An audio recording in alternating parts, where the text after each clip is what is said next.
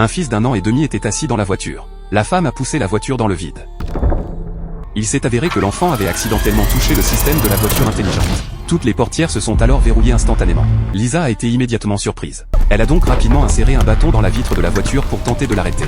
Contre toute attente, le bâton a été brisé par la vitre. Mais comme l'enfant avait activé le mode coffre-fort, ce mode intelligent ne peut être désactivé qu'avec un téléphone portable.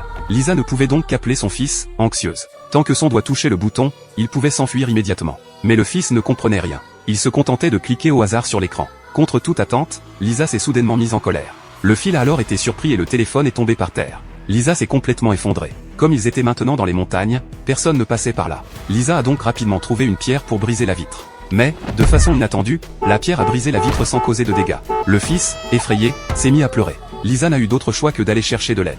Il y avait une station de test électrique juste devant. Mais personne n'a répondu aux cris de Lisa. Elle n'a pu qu'escalader le mur pour entrer. De façon inattendue, il n'y avait personne. Il a donc cherché longtemps. Trouvé une grosse clé à molette et une lampe de poche. Puis il est revenu en hâte. Soudain, Lisa a trouvé un chien sauvage autour de la voiture. Lisa s'est alors rapidement enfuie sur le toit. Elle l'a rapidement effrayé avec une clé à molette. Il a ensuite brisé la vitre de toutes ses forces. Mais elle n'a pas pu la briser. Lisa est venue à la fenêtre de la voiture pour persuader son fils de dormir. Le lendemain, la température au soleil était très élevée. La température extérieure était de 38 degrés Celsius. La température à l'intérieur ne pouvait qu'augmenter. Lisa a enlevé ses vêtements et a rapidement recouvert le toit de la voiture pour se protéger du soleil. Mais son fils était immobile.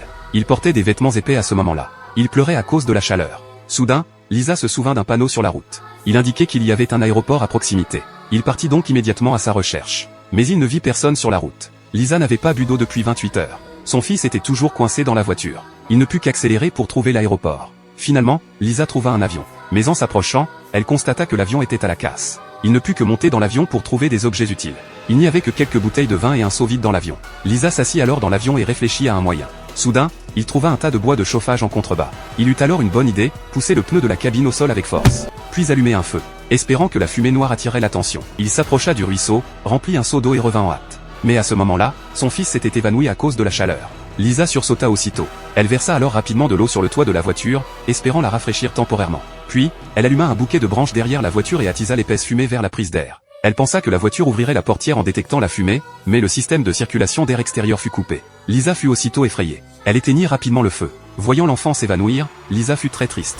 Soudain, la voiture perdit son appui et commença à dévaler la falaise. Lisa s'appuya contre la voiture, mais ne put l'arrêter. Au moment critique, la roue fut bloquée par une pierre. La voiture finit par s'arrêter. Lisa poussa un soupir de soulagement. Mais en voyant son fils inconscient dans la voiture, si elle ne pouvait pas ouvrir la portière, son fils risquait de mourir de chaleur. Soudain, Lisa trouva une solution. Alors, Lisa décida de pousser la voiture dans le vide.